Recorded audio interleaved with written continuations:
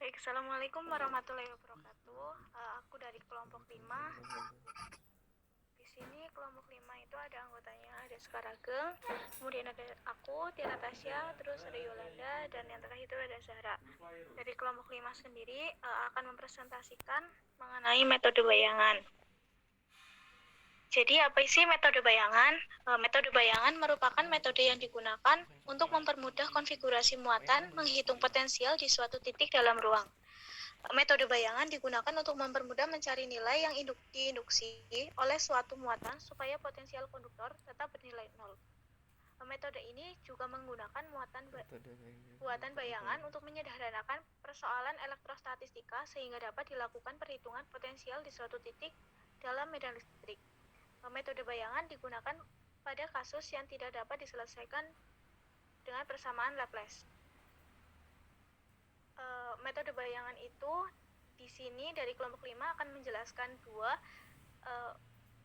bagian itu. Yang pertama itu ada mengenai bayangan pelat konduktor, yang kedua itu ada konduktor pada bola yang digroundkan. Yang pertama ada metode bayangan pelat konduktor yang digroundkan dengan syaratnya yaitu batas metode bayangan yang pertama ada V0 di mana pelatnya itu sama dengan 0. Yang kedua itu V-nya adalah sama dengan 0 di mana X kuadrat plus Y kuadrat plus Z kuadrat lebih dari D. D itu jarak antara muatan ke kayak sejenis cermin kayak gitu ya. Terus kedua syarat tersebut disebut juga dengan teorema unik karena nanti akan mendapatkan solusi dari kasus yang dicari. Kemudian pada gambar pelat ini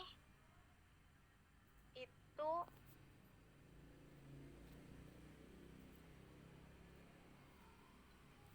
dibagi nanti ada pada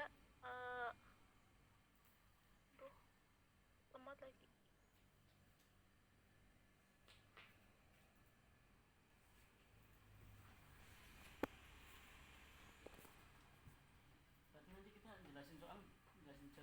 Nanti itu ada kayak di YouTube ada, tapi aku lagi nggak ada sinyal guys, jadinya gimana ya?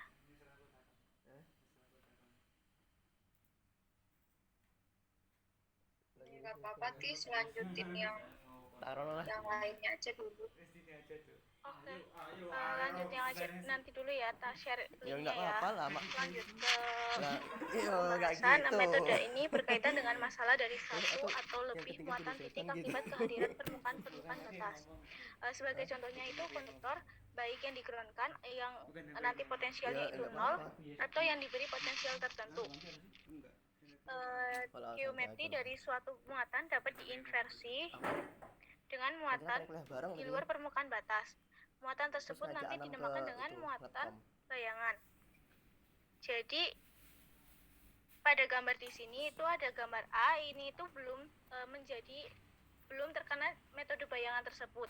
Sedangkan yang gambar B ini udah kena metode bayangan. Metode bayangan itu sejenis kayak pantulan kayak gitulah, dalam cermin kayak gitu sejenisnya.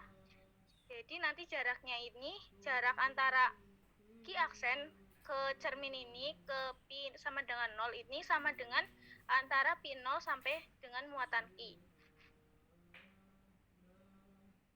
Selanjutnya itu dari suatu muatan titik Q diletakkan pada jarak D dari konduktor bidang tak hingga yang digroundkan. Hitung potensial dan rapat muatan di setiap titik serta gaya yang bekerja pada muatan titik Q. Pada gambar di sini dapat dihitung potensial di setiap titik di sebelah kanan konduktor titik P, di mana pi x sama dengan 1 per pi 4pi mu epsilon 0 dikali Q per R1 plus Q aksen per R2 sama dengan Q per 4pi epsilon 0 dikali 1 per R1 min 1 per R2. Karena tadi aku udah ngomong bahwa muatannya itu besarnya itu sama, cuma beda letaknya. Jadi Q-nya itu bermuatan positif, sedangkan Q aksennya itu bermuatan negatif. Untuk R-nya sendiri itu menggunakan rumus Pythagoras ya. rumus Pitagoras kan akar dari X min D kuadrat plus Y kuadrat, seperti itu ya. Untuk R2-nya akar dari X plus D kuadrat plus Y kuadrat. Sehingga potensial di setiap titik ini Px sama dengan Q per 4Pi epsilon 0 dikalikan dengan 1 per akar dari X min D kuadrat plus Y kuadrat min 1 per X plus D kuadrat plus Y kuadrat. Kenapa di sini 1? Karena tadi Q-nya itu muatannya 1, jadi dipindah ruas ke depan semua. Potensial di titik X sama dengan 0, maka D-nya itu adalah 0. Sehingga Px sama dengan 0 adalah 0. Sesuai dengan syarat awal bahwa konduktor digroundkan, potensialnya itu adalah 0. Rapat muatan permukaan itu rumusnya adalah min epsilon 0 do pi per do x. Sehingga menghasilkan rumus akhirnya itu min Q per 2Pi dikali D per D kuadrat plus Y kuadrat pangkat 3 per 2. Bisa dilihat ya.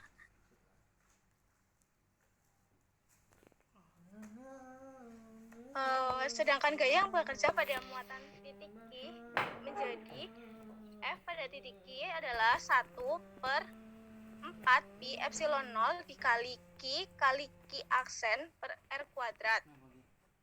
Hasilnya adalah min Q kuadrat per 4 Pi epsilon 0 D kuadrat. Kenapa ini min? Karena Q aksennya itu sama dengan muatannya itu negatif ya. Tadi negatif dari Q sendiri. Jadi di sini muatannya itu jadi negatif. Hasil akhirnya itu negatif. Sedangkan D adalah jarak antara muatan Q dan muatan bayangan Q aksen. Kemudian muatan titik akibat kehadiran konduktor bola yang digroundkan. Ini buat pembahasan yang kedua mengenai konduktor bola. Pandang suatu muatan titik Q yang terletak pada jarak Y relatif terhadap titik pusat. Suatu konduktor bola yang berjari-jari A, kita akan menghitung potensial rapat muatan permukaan di sembarang titik di mana Px sama dengan A adalah sama dengan 0 dan gaya yang bekerja pada muatan titik Q. Dengan bantuan simetri, tampak bahwa muatan bayangan Q aksen terletak searah dengan muatan titik Q.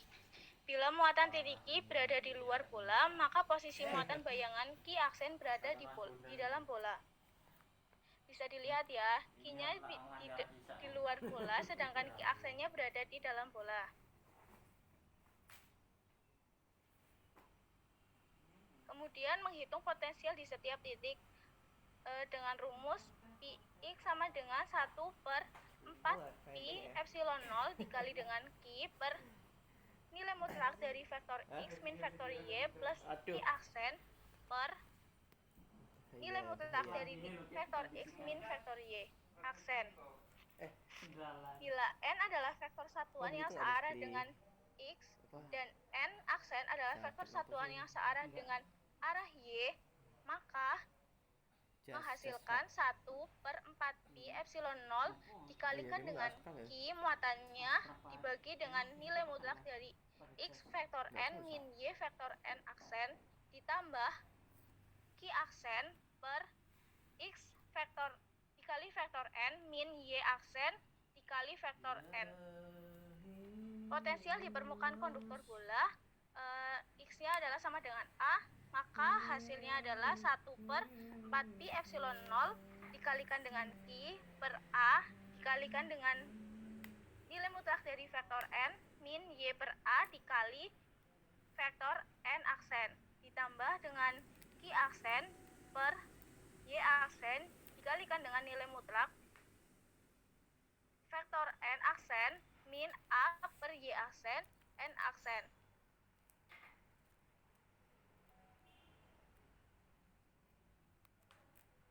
Memilih antara Q aksen dan Y aksen sedemikian rupa sehingga Px sama dengan A sama dengan 0 menghasilkan adalah 1 per 4 Pi epsilon 0 Q per A dikalikan dengan vektor N min nilai mutlak dari vektor n min y per a dikalikan vektor n aksen ditambahkan dengan q aksen per y aksen dikalikan dengan nilai mutlak vektor dari n aksen min a per y aksen dikalikan dengan vektor n adalah sama dengan 0. Maka q aksennya adalah sama dengan min a per y dikalikan dengan q. Y aksennya adalah sama dengan a kuadrat per y. Yang artinya bahwa bila muatan q bergerak mendekati bola, maka muatan bayangannya bertambah besar dan bergerak menjauhi pusat bola menuju permukaan bola. Yang kedua, bila muatan q tepat terletak di luar permukaan bola, maka muatan bayangan sama besarnya dengan muatan titik, namun berlawanan tanda dengan muatan asal. Dan terletak tepat di bawah permukaan bola. Bila q-nya adalah tak singgah, maka muatan q aksennya adalah 0 atau berpusat pada bola. Untuk rapat muatan permukaannya dengan rumusnya itu min epsilon 0 do pi per do x, sehingga hasilnya itu pada persamaan yang tertera di PPT ini ya. Di mana gamanya adalah sudut antara vektor x dan vektor y. Ilustrasi rapat muatan permukaan dalam satuan min q per 4 pi a kuadrat sebagai fungsi dari gamma tertera pada grafik berikut.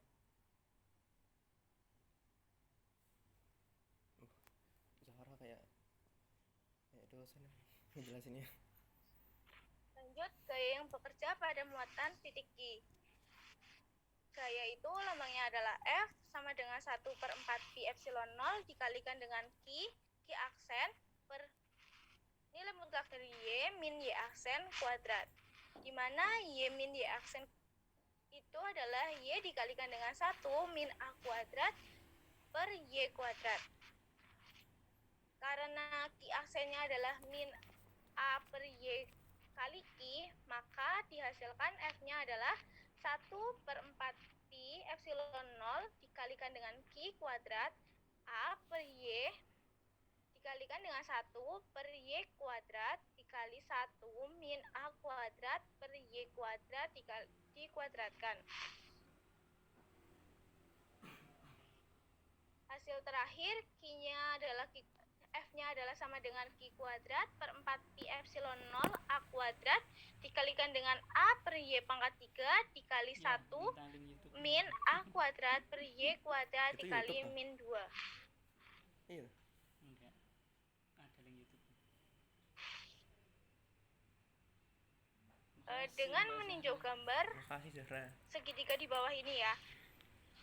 Sehingga potensial di titik P di mana R1-nya adalah akar dari R kuadrat plus D kuadrat min 2 RD cos theta, sedangkan R2-nya adalah akar dari R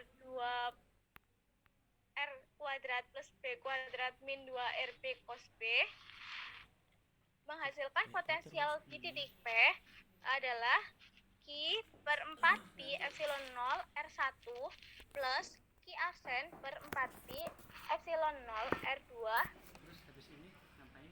menjadikan persamaan berikut.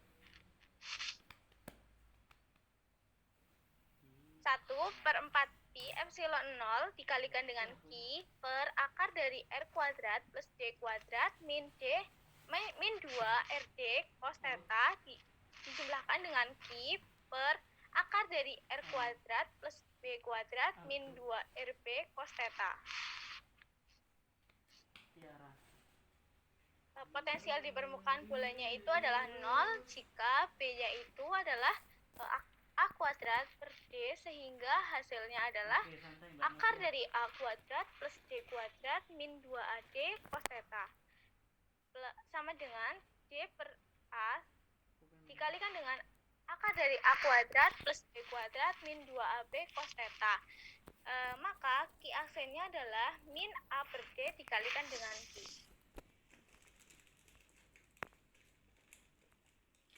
Gitu. Muatan garis dan bayangan. Pandang dua Pandang dua muatan garis yang sangat sejajar dan panjang ini masing-masing dengan rapat Inilah. muatan panjang lambda dan juga min lambda. Mana soal? Nantangin. Maka potensial di sembarang titik yang diberikan itu PR adalah min lambda per 2pi epsilon 0 ln R. Tidur mas. Min lambda per 2 dikalikan min lambda per 2pi epsilon 0 dikalikan dengan Tak ini mas. ln Tak pinjam. R1 min R2. Enggak mau duduk di sini. Hah? Hasilnya adalah menjadi min lambda per Oh, ini 2pi epsilon 0 ln R1 per R2.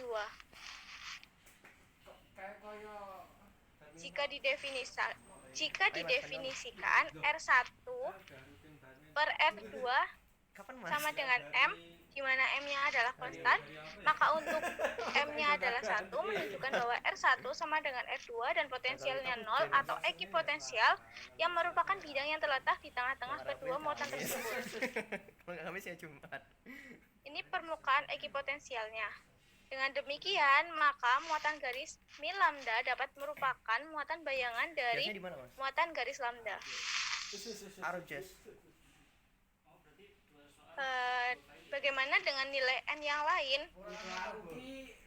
Secara umum, untuk memudahkan, maka diungkapkan dalam koordinat kartesian di mana muatan garis lambda sebagai titik pusat 0, sehingga muatan bayangan min lambda berada di posisi x sama dengan min 2d, y sama dengan 0. Sehingga R1 kuadratnya adalah x kuadrat plus y kuadrat, sedangkan R2 kuadratnya adalah x plus d kuadrat plus y kuadrat. Maka di mana R1 per R2 tadi adalah M, jadi R1 kuadratnya adalah M kuadrat per R2 kuadrat. X kuadrat plus y kuadrat ini dimasukkan langsung, sama dengan M kuadrat dikalikan dengan X kuadrat plus 4XD plus 4D kuadrat plus Y kuadrat, sehingga hasil akhirnya adalah X kuadrat plus Y kuadrat min 4M kuadrat XD per 1 min M kuadrat, sama dengan 4M kuadrat D kuadrat per 1 min M kuadrat, yang merupakan persamaan silinder yang sejajar dengan sumbu set.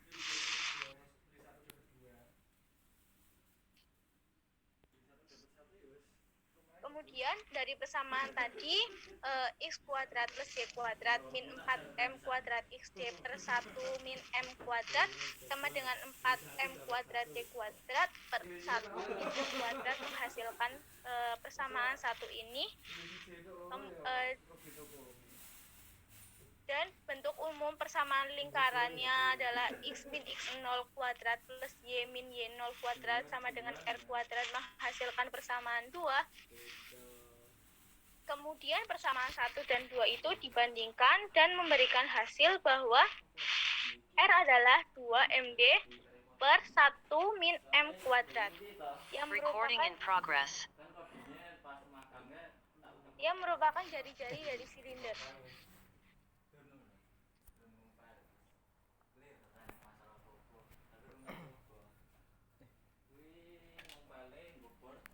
Yang terakhir, dengan demikian untuk M kurang dari 1 terdapat suatu silinder yang mengelilingi muatan garis positif sebagai permukaan ekipotensial 2.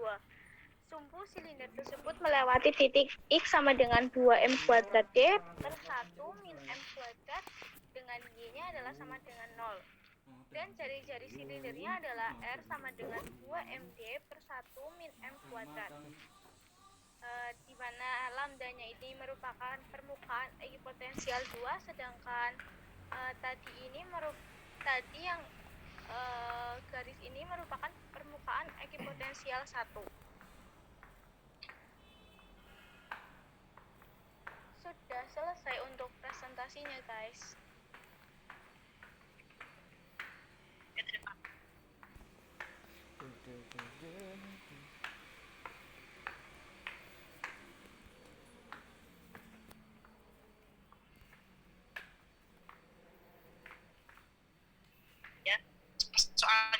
ya, jawabannya jangan 2 file. Nanti dibagi ke Assalamualaikum. kelompok 1, 2, dan Nggak 5. pakai baju hitam putih. Yang Mbak Rania ya.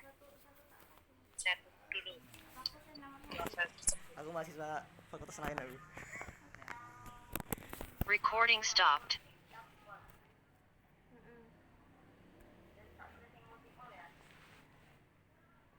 Apa sini tuh astro elektro. Itu siapa yang jelasin?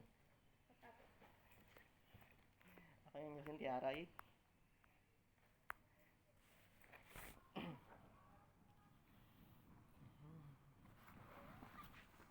Coba aja sih. Coba. Berapa grafik tuh kemarin?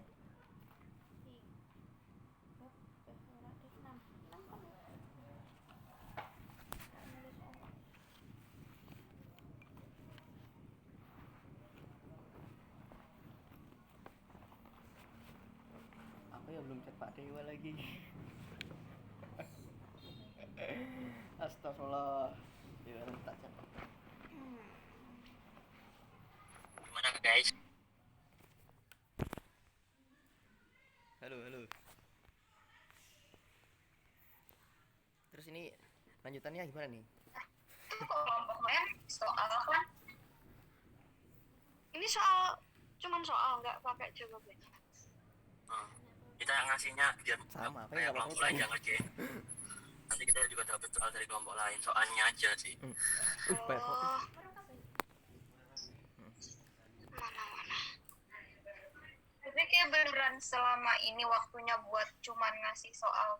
Kalau tadi kan si Tisha jelasin materi lagi kayak minggu kemarin. Harusnya yang diminta ibunya apa sih? Soal doang. Nah kan kemarin kan kelompok 5 kan belum jelasin. Itu tidak dari kelompok 5. Walah. Oh, ketahuan nggak ngikutin gue kemarin. Igor, makasih udah menjelaskan.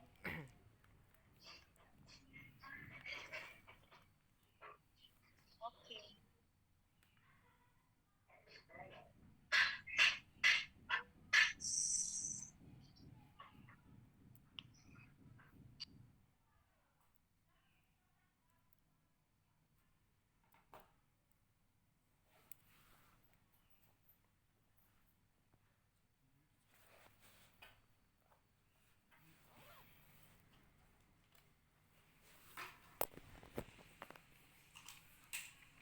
Laptop kok tutupan ya? Enggak kom. Layar? Apa sini ya?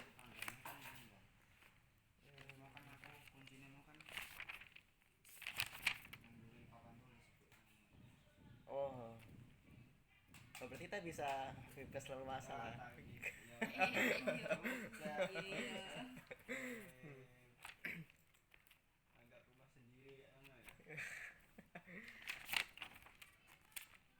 Tapi ya lumayan sih, bisa jadi referensi itu Netflix.